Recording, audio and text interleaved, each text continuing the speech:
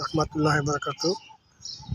আলহামদুলিল্লাহ, সামনে রমাদান মাস আসতেছে। আলহামদুলিল্লাহ, আজকে আর রাতের নামাজ তোমার সেহরি খাইতে হবে। কালকের থেকে রোজা শুরু।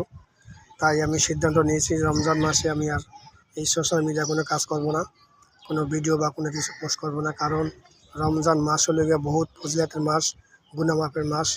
তো সেই জন্য ইবাদতবন্দি করবো যতটুকু সময় পাই।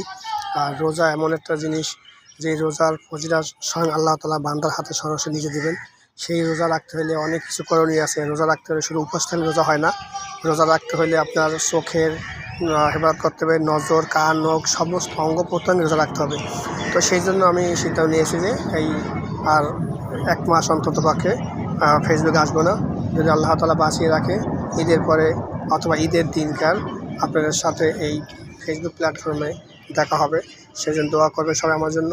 আমি আপনারা সকলের জন্য দোয়া করি। আল্লাহ হাফেজ। ভালো থাকেন। আল্লাহ হাফেজ।